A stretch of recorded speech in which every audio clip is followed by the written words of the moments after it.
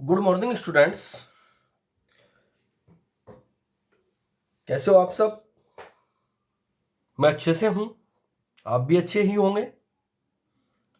जैसे कि देश में लॉकडाउन चल रहा है, फिर भी आपकी क्लासेस ऑनलाइन के माध्यम से चलती रहती हैं। इस उद्देश्य के माध्यम से आपकी क्लास चलाई जाती हैं कि आप ज़्यादा से ज़्यादा सीख सकें। और वैसे भी बच्चों, ऑनलाइन से कुछ प्रॉब्लम रह जाती है स्टूडेंट्स की, तो जो प्रॉब्लम रह जाती है वो बाद में कमेंट्स में लिख सकता है बच्चा, उसके डाउट को सोल्व करके सेंड कर दिया जाता है। अगर मैं बात करूं पिछले वाले वीडियो लेक्चर में बच्चों मैंने एक्सरसाइज 6.2 फिनिश की थी, जो इंक्रीजिंग एंड डिक्रीजिंग वाली एक्सरसाइज थी। आज मैं आप लोगों के लिए लेके आया हूं exercise 6.3 tangent and normal to a curve. यानी कि किसी कर्व पर टेंजेंट और नॉर्मल क्या होती है, किसी कर्व की टेंजेंट और नॉर्मल क्या होती है, इन चीजों के बारे में हम पढ़ेंगे। और कर्व की टेंजेंट का स्लोप कैसे निकाला जाता है डिफरेंशिएशन के माध्यम से। और बच्चों, हम लोग ये भी सीखने वाले हैं कि डिफरेंशिएशन के माध्यम से हम लोग नॉर्मल का स्लोप कैसे निकालेंगे और नॉर्मल का इक्वेशन कैसे निकालेंगे। तो ज्यादा ना टाइम वेस्ट करते हुए आइए क्वेश्चन के बारे में बात करते हैं कि क्वेश्चन में आखिर क्वेश्चन को सोल्व कैसे करें, इसकी थ्योरी क्या है, इन बातों पर हम लोग विचार करते हैं। देखिए, सबसे पहले मैंने लिखा टेंजेंट। टेंजेंट क्या है? मान लीजिए हमारे पास कोई कर्व है, let y equal fx be a continuous curve. मान के चलो हमारे पास प्यारे बच्चों ये कोई कर्व है जो कि कंटिन्यूअस कर्व होना चाहिए, और इस कर्व पर एक पॉइंट x1 y1 है, ये मान लीजिए यहां पर है। तो ऐसी कोई भी लाइन जो कर्व को, इस वाले कर्व को, ये कर्व है, कर्व कहूं या फंक्शन कहूं, ये दोनों बात एक ही होती है, या ग्राफ बोलूं या क्या बोलूं, ग्राफ। अगर मैं इस फंक्शन के ग्राफ के बारे में बात करता हूं तो ऐसी कोई भी लाइन जो कर्व को एक पॉइंट पर टच करके निकल जाए, सिंपल लैंग्वेज में टच, हालांकि ये पूर्ण रूप से सत्य बात नहीं है, लेकिन एक टच करके निकल जाए। जैसे ये वाली लाइन है, अभी बताऊंगा ये कैसे बनती है। जैसे ये वाली लाइन है, ये इस कर्व को यहां पर टच करके निकल रही है, तो ये वाली लाइन इस कर्व की इस पॉइंट पर टेंजेंट कहलाएगी। क्या कहलाएगी बच्चों? टेंजेंट। अब सवाल यह पैदा होता है कि टेंजेंट बनती कैसी है। प्यारे बच्चों, टेंजेंट बनाने के लिए सबसे पहले सीकेंट ली जाती है, और सीकेंट पर लिमिटिंग केस लगाया जाता है, यानी कि सीकेंट का लिमिटिंग केस टेंजेंट कहलाता है। कैसे सर?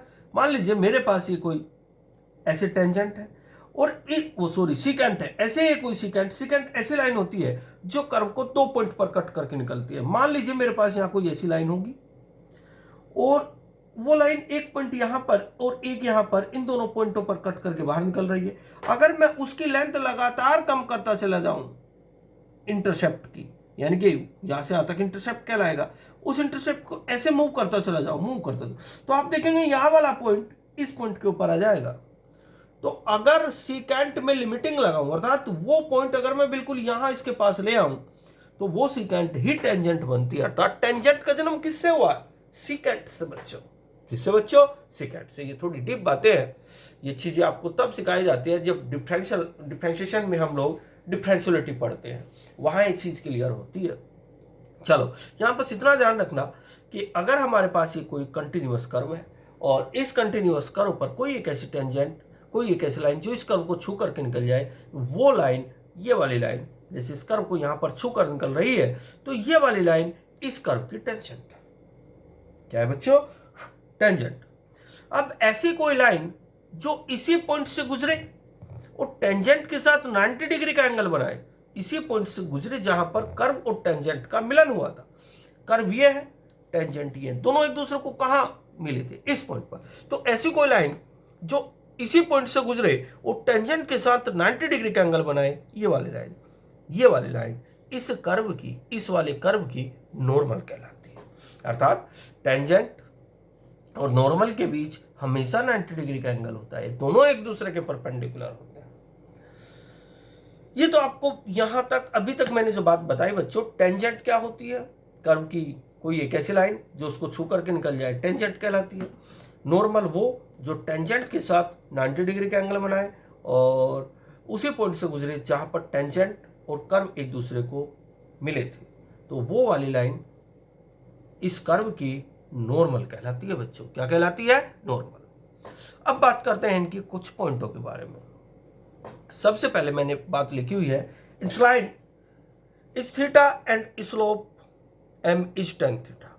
मैं आपसे ये कहना चाहता हूं कि यहां जो मैंने एंगल बनाया है, इस एंगल को हम लोग इंक्लाइंड भी बोलते हैं और एम को स्लोप के नाम से जाना जाता है। एम को किसके नाम से जाना जाता है? स्लोप के नाम से। अब ये स्लोप बनता कैसा है? जो ये एंगल है ना, ये एंगल, अगर इस एंगल को टेन थीटा में मैं रख दूं, टेन में रख दूं, टेन थीटा, जैसे फंक्शन होता है टेन थीटा, अगर मैं उसमें थीटा की, इस थीटा की वैल्यू रखूं तो मुझे स्लोप मिलता है। सर किसका स्लोप मिलता है? इस टेंजेंट का स्लोप मिलता है। अब अगला पॉइंट है slope of A tangent. Slope of A tangent को स्लोप स्मॉल एम से डिनोट करते हैं बच्चों। किससे डिनोट करते हैं? स्मॉल एम से। इसके बाद ये बनता कैसे है? ये एम की वैल्यू हम लोग डिफरेंशिएशन से कैसे निकालते हैं? अगर मेरे पास कोई फंक्शन y है और उस फंक्शन का मैं डिफरेंशिएशन करता हूं तो मुझे फंक्शन का डेरिवेटिव मिलता है। अर्थात dy/dx फंक्शन का डेरिवेटिव है। कौन से फंक्शन का है? y फंक्शन का। अगर उस फंक्शन में मैं कोई पॉइंट x1 y1 डाल देता हूं, सपोज करो किसी फंक्शन का मैंने डेरिवेटिव निकाला और डेरिवेटिव निकालने के बाद मैंने वो पॉइंट उसमें डाल दिया जो कर्व पर था, यानी कि ये वाला पॉइंट, तो मुझे जो उसकी एक फाइनाइट वैल्यू मिलती है, वो फाइनाइट वैल्यू इस टेंजेंट का स्लोप होती है। क्या होती है? इस टेंजेंट का स्लोप। इसी प्रकार अगर मैं निकालूं स्लोप ऑफ नॉर्मल, यानी कि इस नॉर्मल की स्लोप अगर मैं निकालूं, एक्चुअली टेंजेंट और नॉर्मल के बीच 90 डिग्री का एंगल होता है बच्चों। अब टेंजेंट और नॉर्मल के बीच 90 डिग्री का एंगल है, तो इसका मतलब दोनों की स्लोप का प्रोडक्ट -1। ये चीज हमने पढ़ी है। कहां पढ़ी है सर? 11th क्लासेस में। स्मॉल वो m1 इंटू m2 इक्वल -1 सीखा हुआ है आपने 11th क्लासेस में। तो ये तो रहा छोटा m, देखो मैंने यहां लिखा हुआ है m dy/dx। जब इसकी मल्टीप्लाई में इधर करूंगा तो छोटा m यानी कि m1 इंटू m2 इक्वल -1। इस m1 की वैल्यू में नीचे लेके चला गया तो स्लोप ऑफ नॉर्मल क्या होता है? Capital M। Slope of normal को कैपिटल M से डिनोट करते हैं। उसकी वैल्यू होती है -1 dy/dx x1 y1। अब बात आती है equation of tangent. Equation of tangent उस, यानी कि इस टेंजेंट का इक्वेशन निकालना। हम इसमें 4 चीज पढ़ेंगे। एक चीज पढ़ेंगे टेंजेंट का स्लोप कैसे निकालेंगे, एक चीज पढ़ेंगे टेंजेंट का इक्वेशन कैसे निकालेंगे, तीसरे वाली चीज पढ़ेंगे नॉर्मल का स्लोप कैसे निकालेंगे एंड नॉर्मल की इक्वेशन निकालेंगे। और इसके अलावा भी बातें होंगी, लेकिन अहम बातें ये ही हैं। अब इक्वेशन ऑफ टेंजेंट, यानी कि इस वाली लाइन का इक्वेशन, इस टेंजेंट का इक्वेशन, इस टेंजेंट का इक्वेशन कैसे निकालते हैं? आप लोगों ने सीखा होगा कि जब भी कोई एक लाइन एक पॉइंट से पास होती है x1 y1, उसका फार्मूला हुआ करता था y minus y1 equal m, यहां m होता था small m, x minus x1। अभी अभी मैंने आपको सिखाया इस स्मॉल m को मैं कहता हूं, यहां देखो इस स्मॉल m की वैल्यू होती है dy/dx x1 y1। तो यहां स्मॉल m आया करता था और उस स्मॉल m के स्थान पर प्यारे बच्चों मैंने dy/dx x1 y1 रखा है। तो ये टेंजेंट की इक्वेशन बन जाती है। क्या बन जाती है? टेंजेंट की इक्वेशन। अब बात आती है equation of normal. Equation of normal के लिए y माइनस y1 यहाँ कैपिटल M आएगा और कैपिटल M की वैल्यू यहाँ से मैं रख दूंगा -1 भाई जब मैं इक्वेशन ऑफ नॉर्मल निकालूंगा तो इक्वेशन ऑफ नॉर्मल की स्लोप यहाँ रखी जाएगी, क्योंकि फार्मूला जो होता है y minus y1 equal m x minus x1। किसकी m? नॉर्मल की एम क्या है, कैपिटल एम, और कैपिटल एम की वैल्यू मैंने यहां से रख दी। तो इक्वेशन ऑफ नॉर्मल क्या बना, y minus one is equal minus one upon D Y by D X X one Y one bracket X minus X one. ये सिंपल बातें हुई जो आपको बुकों में देखने को मिलेगी, और कुछ बड़ी बड़ी बातें करते हैं।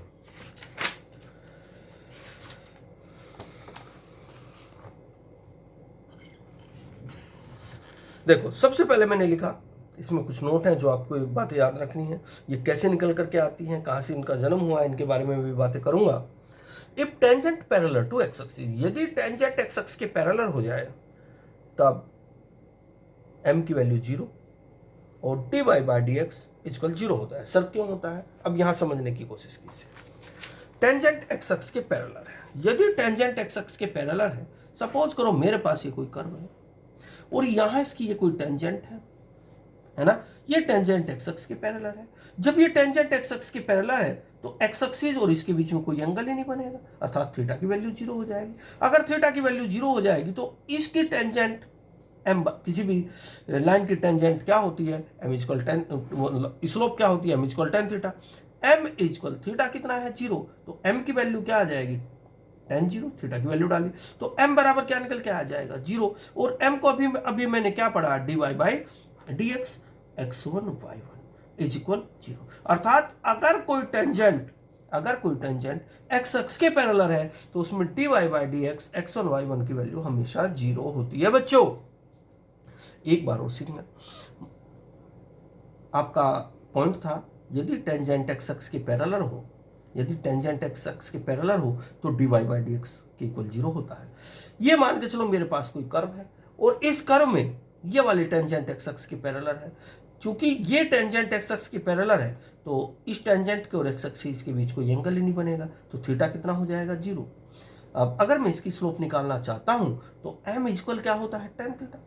m जो का तो थीटा की वैल्यू मैंने क्या रखी 0, तो टेन 0 की वैल्यू क्या होती है 0। अब m कौन था, अभी थोड़ी देर पहले बताया, m को तो हम D Y by D X X one Y one बोलते हैं, तो D Y by D X equal 0 यदि टेंजेंट एक्स एक्स के पैरेलल है। इसमें कहा if tangent parallel to Y axis, यदि टेंजेंट वाई एक्स के पैरेलल हो जाए, यदि टेंजेंट किसके पैरेलल हो जाए, वाई एक्सिस के। अब यहां समझना, मान के चलो मेरे पास ये कोई एक्स एक्सिस वाई एक्सिस हुआ और मेरा कर्व की बार इस प्रकार है। अगर मेरा कर्व इस प्रकार है तो टेंजेंट में वाई एक्स के पैरेलल करना चाहता हूं, अर्थात अगर मेरी ये टेंजेंट किसके पैरेलल है, वाई एक्सिस के। अगर ये टेंजेंट एक्स एक्स के पैरेलल है तो इसका एंगल कितना बन जाएगा एक्स एक्सिस से, 90 डिग्री का, क्योंकि सारे के सारे एंगल बच्चों एक्स एक्सिस से मेजर किए जाते हैं। तो थीटा की वैल्यू कितनी हुई, 90 डिग्री। अब अगर मैं इसकी स्लोप निकालूं तो m बराबर क्या हो जाएगा, m बराबर होता है टेन थीटा। अब m क्या होगा, m बराबर टेन, थीटा कितना है 90 डिग्री, तो m is equal tan 90 degree क्या होता है, इन्फिनिटी। अब m को मैंने क्या बताया था, D Y by D X X one Y is equal infinity. अर्थात अगर मेरी टेंजेंट वाई एक्स के पैरेलल है तो D Y by D X X one Y one infinity के इक्वल होता है। बच्चों जो बात मैंने यहां लिखी है, और बहुत सारे रिजल्ट आपके पास हैं, उन रिजल्ट को आप खुद भी समझ सकते हैं ऐसे ही अलग अलग पिक्चर बना करके। ये पिक्चर मैंने इसमें 2 रिजल्ट आपको समझाए हैं, इनकी इमेज बच्चों मैंने आपको पहले से सेंड कर दी है, उन इमेज को आप अच्छे से समझ सकते हैं। चलो और भी कुछ बातें करते हैं, जिसे कहा इफ टेंजेंट आर, ये खुद समझना है आपको, if tangent are equally incline to the X axis then D Y by D X plus minus equal 1। इसका मतलब ये है यदि टेंजेंट एक्स एक्सिस और वाई एक्सिस से इक्वल एंगल बनाए।